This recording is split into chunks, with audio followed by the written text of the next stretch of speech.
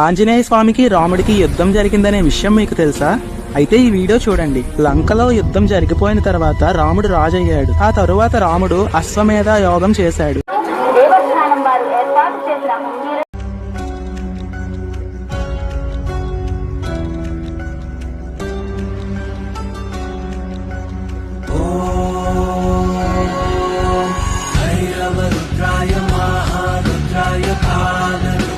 కల్పంతరుద్రాయ వీర రుద్రాయ రూద్ర రుద్రాయ ఘోర రుద్రాయ అఘోర రుద్రాయ. ఒక్క చూపుకే మహావీరుడైన కర్ణుడే మోకరిల్లాడు. ఎందుకు? భీముడికి వాగ్దానం చేసిన హనుమంతుడు కురుక్షేత్రంలో అర్జునుడి రథంపై ఆసీనుడై ప్రతిరోజు యుద్ధంలో జరుగుతున్న ప్రతి క్షణాన్ని నిశ్శబ్దంగా గమనిస్తూ ఉంటాడు. 17వ రోజు విజృంభించిన కర్ణుడి బాణాల దాటికి శ్రీకృష్ణుడి కవచ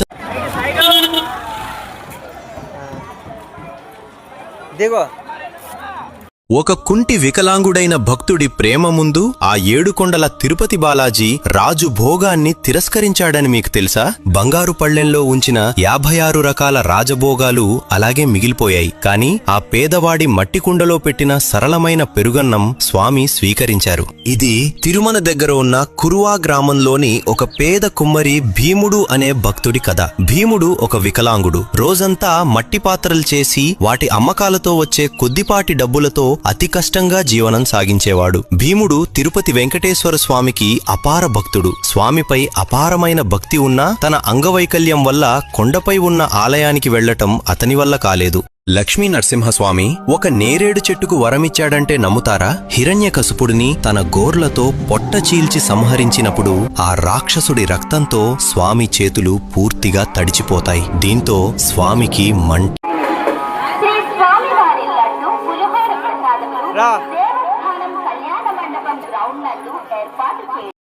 అన్ని ప్రయత్నాలు చేసావుగా, ఆఖరి ప్రయత్నంగా శివయ్యని అడుగు. మనసారా అడిగితే కాదనుడులే.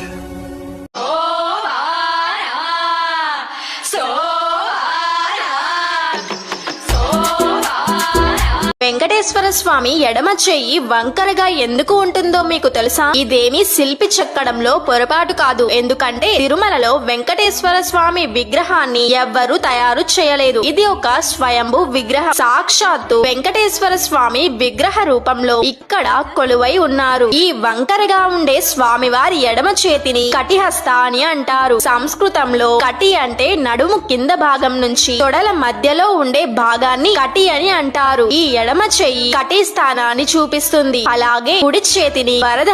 విజయవాడలో ఉన్న కనకదుర్గమ్మ ఒక రిక్షా ఎక్కిందని మీకు తెలుసా?